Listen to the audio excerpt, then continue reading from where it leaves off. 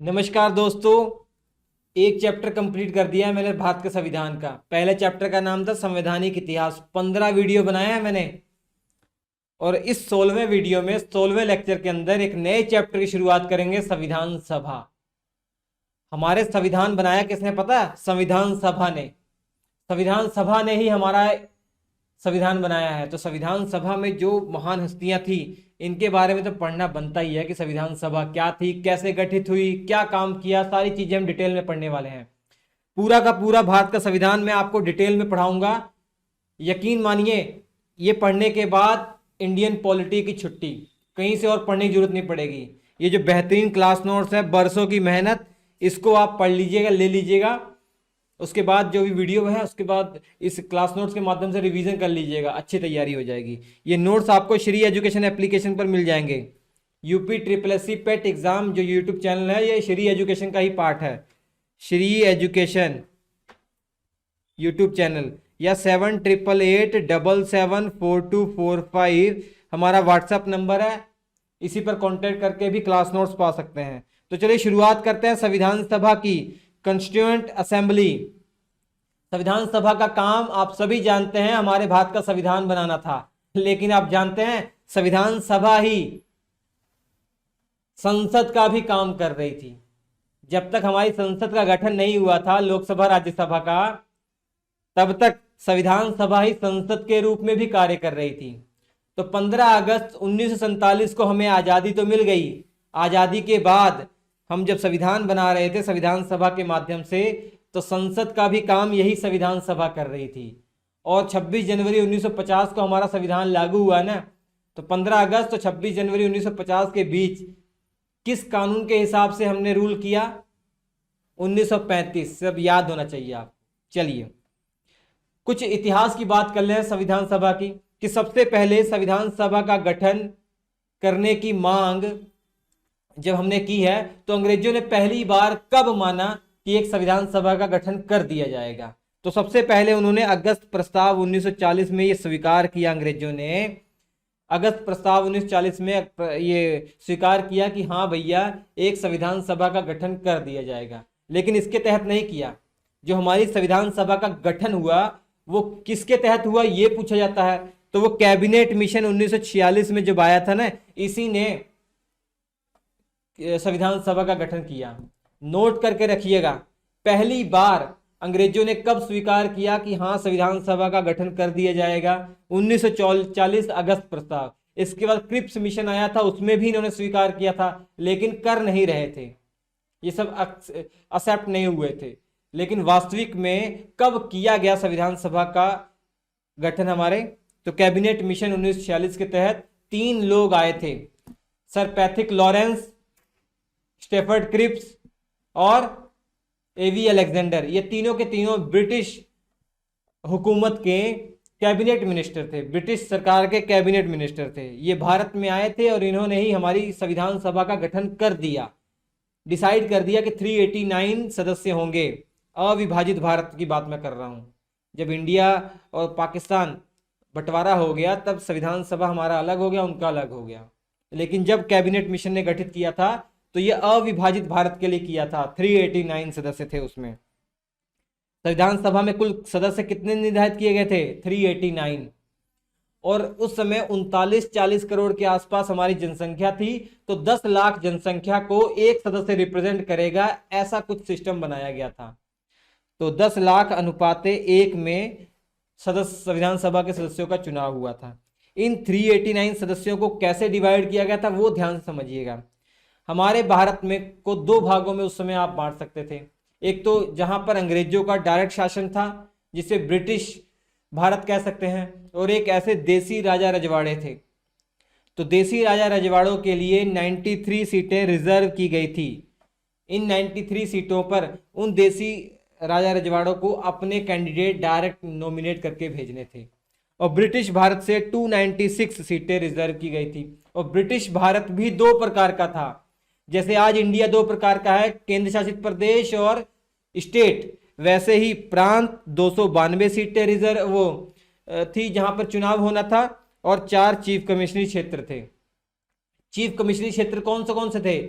A B C D shortcut है, ABCD short trick. ए का मतलब अजमेर आप याद कर लेंगे, बी का मतलब बलूचिस्तान, सी का मतलब कुर्ग, डी का मतलब दिल्ली, ऐसे याद रख सकते हैं। और ये 292 जो प्रांतों से आने थे, इनका चुनाव होना था, लेकिन जनता नहीं इन्हें चुनेगी। जनता के द्वारा जो ऑलरेडी चुन लिए गए हैं, जनता के द्वारा जो चुने गए विधानसभा के सदस्य हैं, प्रांतों के विधानसभा के सदस्य हैं, इन विधानसभाओं के सदस्यों के द्वारा अपने अपने राज्य के लिए संविधान सभा के सदस्य चुने जाएंगे। फॉर एग्जाम्पल मान लीजिए, एक हाइपोथेटिकल एग्जाम्पल लेता हूं, उत्तर प्रदेश में मान लीजिए, उत्तर प्रदेश क्या बात करें, यूनाइटेड प्रोविंस था उस समय, यूनाइटेड प्रोविंस में मान लीजिए कि 20 सीटें आनी थी इस संविधान सभा के अंदर, मान लीजिए। तो यूनाइटेड प्रोविंस की जो विधानसभा थी, उनके सदस्यों के द्वारा इन 20 सदस्यों को चुना जाएगा। ठीक है, जो भी कैंडिडेट चाहे वो वहां खड़ा हो जाएगा, उसका वोट कौन करेंगे, संविधान जो आपके विधानसभा के सदस्य, प्रांतीय विधानसभा के सदस्य, ठीक है, जिनको जनता ने चुना था, याद रखिएगा। कहने का भाव यह है कि अप्रत्यक्ष चुनाव प्रणाली, लिख देता हूं मैं यहां पर, अप्रत्यक्ष चुनाव प्रणाली। अरे भैया, जैसे आज राज्यसभा के सदस्यों को चुना जाता है वैसे, ठीक है, लिखा भी हुआ देखिए, ब्रिटिश भारत 296 सीटें, अप्रत्यक्ष चुनाव प्रणाली, देशी रियासतें मनोनीत किया जाएगा। ठीक, संविधान सभा के जो चुनाव हो गए, नतीजे क्या निकले ये भी इंपॉर्टेंट है। इन नतीजों को दो तरीके से हम समझने का प्रयास करेंगे, इन नतीजों को दो तरीके से हम समझने का प्रयास करेंगे। एक तो आप समझेंगे भैया राजनीतिक पार्टियों के आधार पर कि कौन सी पॉलिटिकल पार्टी कितने सीटें जीती हैं, इस आधार पर। कांग्रेस ने सबसे ज्यादा सीट जीती है, 208 सीटें जीती थी। मुस्लिम लीग ने 73 सीटें जीती थी, और बाकी अन्य ने 15 सीटें जीती थी, बाकी सबको मिलाकर।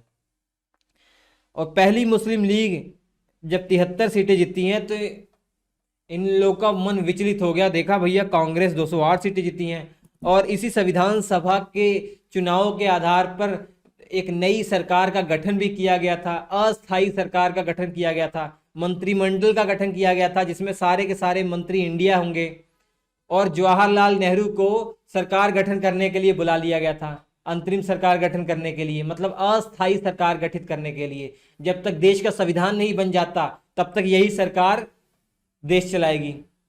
तो उसके बाद जिन्ना ने डायरेक्ट एक्शन डे 16 अगस्त 1946 की, जानते हैं ना, डायरेक्ट एक्शन डे मनाया था। और संविधान सभा की पहली बैठक जब 9 दिसंबर को होती है, तो ये पार्टिसिपेट भी नहीं करते हैं मुस्लिम लीग वाले, वो पढ़ेंगे। संविधान सभा के चुनाव को अगर हम सांप्रदायिक आधार पर देखें, तो कैबिनेट मिशन ने बस यही कहा था कि 3 सांप्रदायिक आधार पर सीटें बांटी जाएंगी। एक मुस्लिम कितने सीटें हैं, और सिख वो जो पंजाब वाले क्षेत्र से संविधान सभा की सीटें हैं वहां से, और बाकी सबको सामान्य जनरल में रखा जाएगा, ईसाई हो चाहे दलित हो, सबको जनरल में रखा जाएगा। तो जनरल कैटेगरी 213 सीटें, जनरल कैटेगरी मतलब आज के जनरल, ओबीसी, SC ST, ईसाई धर्म के जो हैं सब कुछ, वो सब है इसमें। तो ये पूछा जाता है कि संविधान सभा में सांप्रदायिक आधार पर कितने वर्गों में बांटा गया था, तो 3 वर्गों में बांटा गया था सीटें। मुस्लिम, सिख वो वाले सिख जो पंजाब में हैं, पंजाब की जो संविधान सभा के सीटें रिजर्व है ना सिखों के लिए, वो काउंट हो रही है बस, बाकी इंडिया में नहीं, बाकी सामान्य में। संविधान सभा की पहली बैठक होती है 9 दिसंबर 1946 को। अध्यक्ष चुने जाते हैं जो सबसे बुजुर्ग होते हैं उस संविधान सभा के अंदर, जो सबसे वरिष्ठ होते हैं उन्हीं को चुना जाता है। सच्चिदानंद सिन्हा को चुन लिया जाता है, ये अस्थायी अध्यक्ष होते हैं। तो मुस्लिम लीग ने पहली जो बैठक हुई थी इसका बहिष्कार किया था, और पाकिस्तान की मांग जोरों शोरों से कर दी। अब ये साफ हो गया था कि बिना पाकिस्तान के इस देश में शांति नहीं रह सकती। तो इसके बाद माउंटबेटन योजना आई थी, ये पढ़ाया मैंने। तो माउंटबेटन योजना आने के बाद इनको क्या हो गया, ये स्वीकार कर लिया गया भारत और पाकिस्तान का बंटवारा। पहली बैठक में मात्र 207 सदस्य आए थे। आप कहेंगे भैया मुस्लिम लीग ने तो 73 सीटें थी इनकी, ये अगर चले जाते तो 389 में 73 माइनस करेंगे तो आप कितना हो जाएगा, 216 लगभग आ जाएगा। तो 216 सदस्य तो आने चाहिए, सॉरी 316 सदस्य तो कम से कम आने चाहिए थे, लेकिन 207 आए। उस समय देसी रियासतें भी डिसाइड नहीं कर पाई हम जाएं या ना जाएं, तो देसी रियासतों ने भी पार्टिसिपेट नहीं किया। ठीक है, देसी रियासतों ने भी हिस्सा नहीं लिया, इस कारण से मात्र 207 लोग ही आ पाए थे। ठीक है, तो 11 दिसंबर 1946 को दूसरी बैठक होती है संविधान सभा की। इस दूसरी बैठक में स्थायी अध्यक्ष चुन लिए जाते हैं डॉक्टर राजेंद्र प्रसाद, जो भारत के पहले राष्ट्रपति थे। राजेंद्र प्रसाद को स्थायी अध्यक्ष चुन लिया जाता है संविधान सभा का। 11 दिसंबर 1946 की बात है बच्चों। उसके बाद 2 दिन बाद फिर से बैठक होती है, 13 दिसंबर 1946, एक बहुत इंपॉर्टेंट दिन है। जवाहरलाल नेहरू ने उद्देशिका प्रस्तुत की, उद्देश्य प्रस्तुत किए कि हमारी संविधान के उद्देश्य क्या है। अब भैया एक संविधान बनने जा रहा है, उस संविधान का उद्देश्य क्या क्या होना चाहिए, वो सारी बातें 13 दिसंबर 1946 को जवाहरलाल नेहरू ने प्रस्तुत किया। लेकिन इसको स्वीकार नहीं किया गया, इसको बाद में स्वीकार किया गया 22 जनवरी 1947 को। यहां पे संविधान सभा के सदस्यों ने कहा कि ठहर जाइए, अभी तो तीसरी बैठक ही हुई है और बाकी के जो हमारे भाई हैं मुस्लिम लीग ये शामिल नहीं हुए हैं, तो हम अकेले इस उद्देश्य पर विचार नहीं कर सकते हैं, बाकी सबको आने दीजिए, उसके बाद देखेंगे। तो 22 जनवरी 1947 को इस उद्देश्य प्रस्ताव को स्वीकार किया गया। जो हमारे संविधान की उद्देशिका है, प्रस्तावना है, उसमें ये झलक दिखने को मिलती है।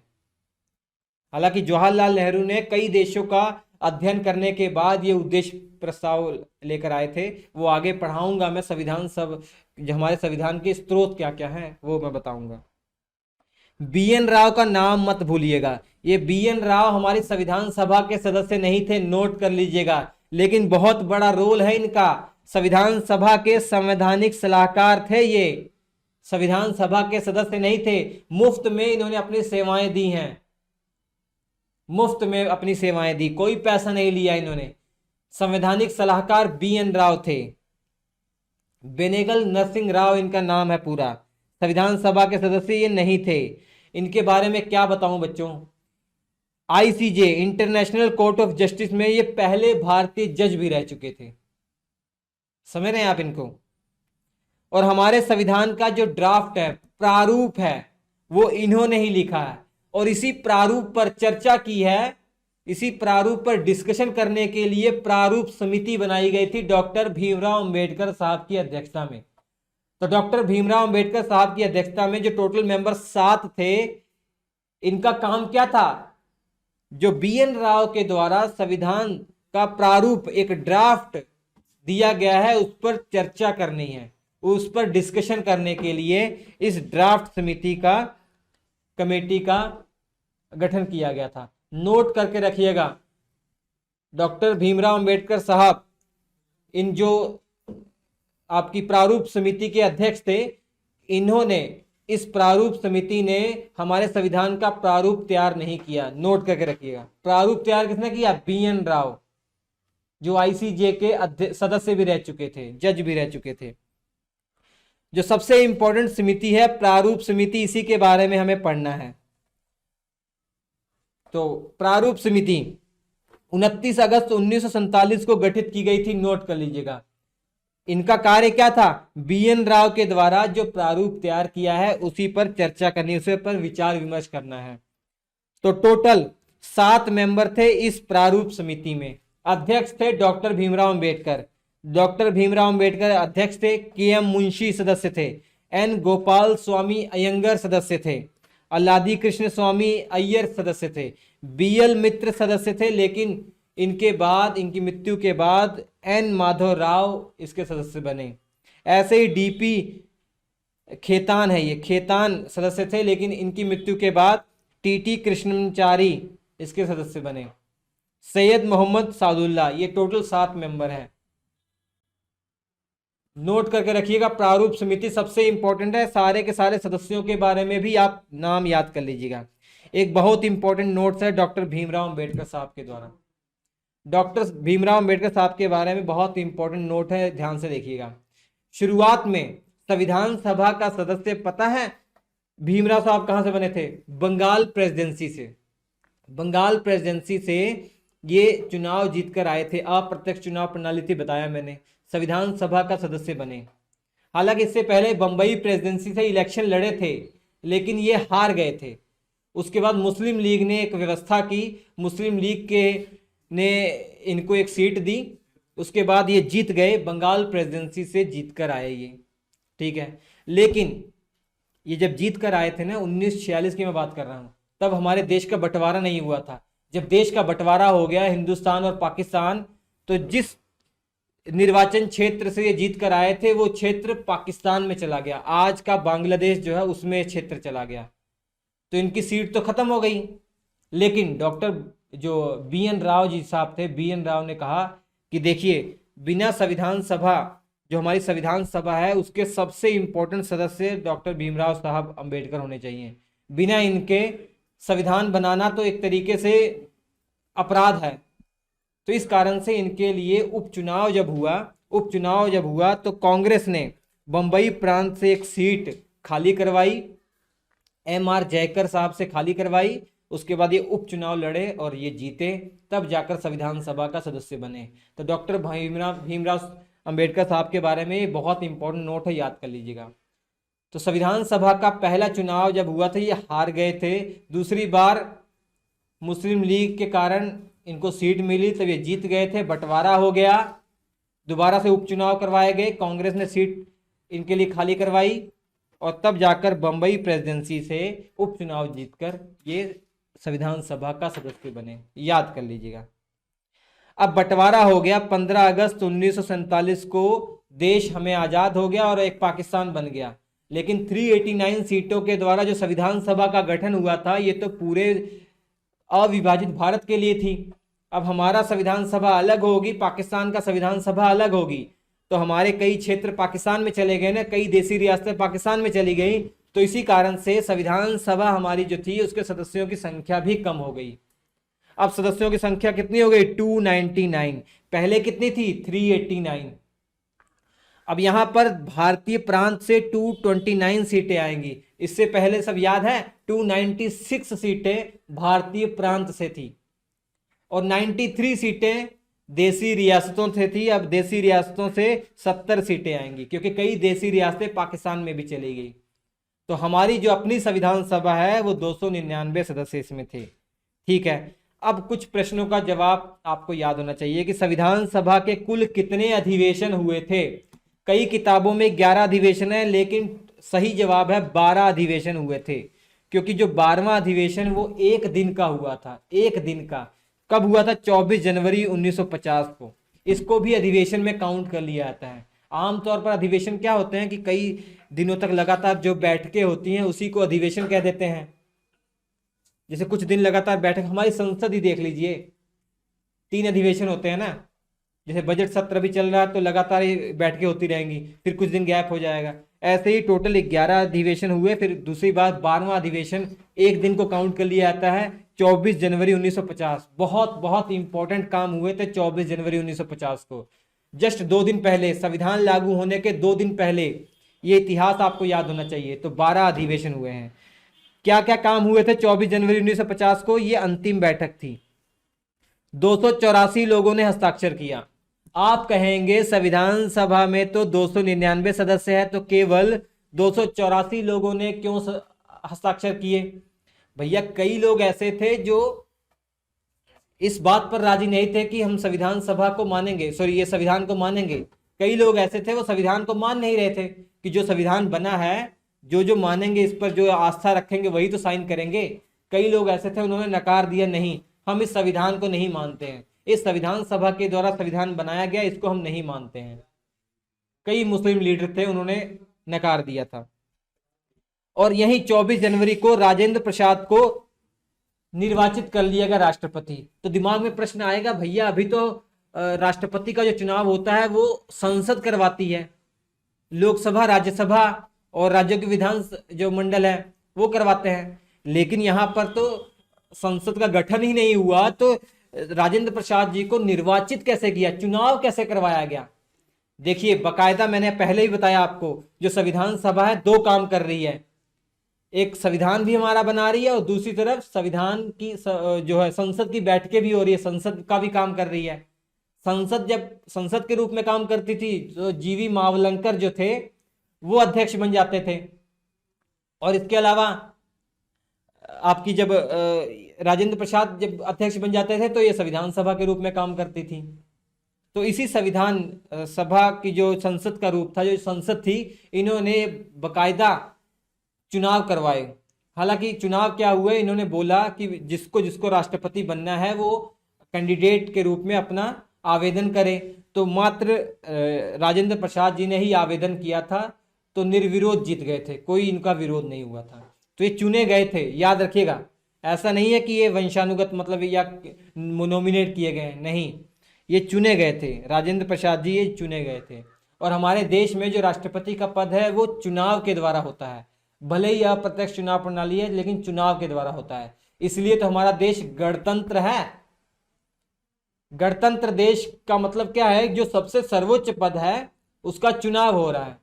ब्रिटेन जिसने हमारे ऊपर हुकूमत की थी वो खुद गणतंत्र नहीं है, क्योंकि उसका जो सबसे ऊंचा पद है महाराजा या महारानी का, वो वंशानुगत चलता आ रहा है, उसका चुनाव नहीं होता है।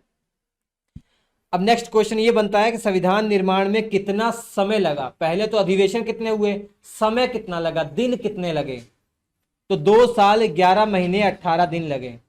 और यही एक और प्रश्न बन जाता है कि कितने दिन तक बहस हुई, कितने दिन तक बहस हुई, तो 114 दिनों तक बहस हुई। समय 2 साल 11 महीने 18 दिन लग गया, क्या हर दिन बहस थोड़ने हुई होगी, कई छुट्टियां भी तो थी, तो मात्र बहस 114 दिन हुई है, ये भी याद कर लीजिएगा। और 12 अधिवेशन। संविधान सभा में कुल महिलाएं कितनी थी, 15 सदस्य थे, महिलाएं 15 थी। इसमें एकमात्र मुस्लिम थी, बेगम अय्यास रसूल। बेगम अय्यास रसूल एकमात्र इसमें मुस्लिम थी, याद कर लीजिएगा। हमारा संविधान 26 नवंबर 1949 को ही बनकर लागू हो गया था। अब 26 जनवरी 1950 को क्यों लागू हुआ, इसका अलग महत्व है, इसका अलग महत्व है। भैया लाहौर अधिवेशन आपने 1929 में पढ़ा ना, वहीं पर डिसाइड किया गया कि भैया हमको अब पूर्ण स्वराज चाहिए, कांग्रेस ने, कांग्रेस के अधिवेशन में। और उसके बाद उन्होंने बकायदा लाहौर के अंदर झंडा फहराया और 26 जनवरी 1930 को स्वतंत्रता दिवस की घोषणा कर दी, या पूर्ण स्वराज दिवस की घोषणा कर दी, और बोला गया हर दिन हम 26 जनवरी को स्वतंत्रता दिवस मनाएंगे। हालांकि हमको स्वतंत्रता तो 15 अगस्त 1947 को मिली, 15 अगस्त के दिन मिली, लेकिन 26 जनवरी का महत्व बना रहे इसलिए हमने 2 महीने इंतजार किया और 26 जनवरी 1950 को संविधान लागू हुआ।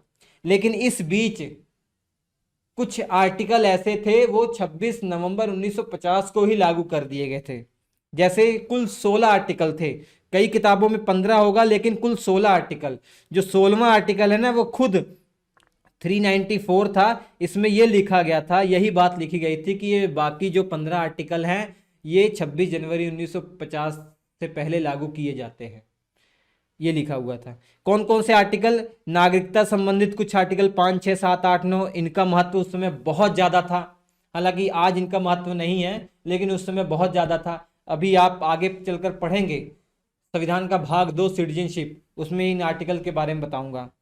राष्ट्रपति शब्द जो है, राष्ट्रपति जो पद है, आर्टिकल 60, 324 चुनाव आयोग, 366 संविधान में जो भी बातें होंगी परिभाषाएं, 66, 79, 380 अंतरिम राष्ट्रपति, अस्थायी राष्ट्रपति चुने जाते हैं। हमारे राष्ट्रपति कौन थे, राजेंद्र प्रसाद जी को अंतरिम राष्ट्रपति भी चुना गया था, अस्थायी। बाद में इनका निर्वाचन हो गया 26 जनवरी 1950 को, तब 380 का कोई महत्व नहीं रह गया। 388, 391, 392, 393, 394, तो ये 16 आर्टिकल ऐसे थे जो 26 नवंबर 1949 को ही लागू कर दिए गए थे। 26 नवंबर 1949 को हमारा संविधान बनकर लागू हुआ था, इसलिए हम संविधान दिवस मनाते हैं।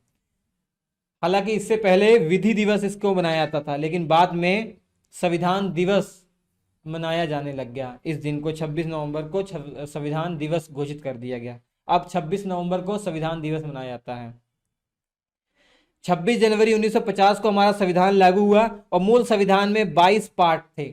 आज भी नंबर वाइज देखेंगे 22 भाग ही हैं, लेकिन जैसे 4A जोड़ दिया गया, 9A जोड़ दिया गया, इसको मिलाकर देखेंगे तो टोटल 25 हो जा रहा है। नंबर वाइज देखेंगे आर्टिकल तो 395 ही है, जैसे आर्टिकल 1, आर्टिकल 2, आर्टिकल 3, आज भी 395 तक ही है आर्टिकल नंबर 395। लेकिन बहुत सारे नए आर्टिकल सब आर्टिकल के रूप में जोड़े गए हैं, A, B, C ऐसे जोड़े गए हैं। जैसे आर्टिकल 21A शिक्षा का अधिकार, तो इन सबको मिलाकर देखा जाए तो 450 से ज्यादा आर्टिकल हो जा रहे हैं। अनुसूचियां संविधान में 8 थी मूल संविधान में, आज अनुसूचियों की संख्या बढ़कर 12 हो गई है। अब ये भाग क्या है, आर्टिकल क्या है, अनुसूचियां क्या है, वो समझिए।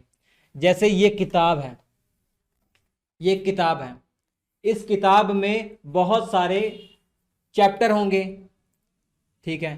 तो बहुत सारे चैप्टर मतलब भाग, संविधान के पार्ट भाग हैं।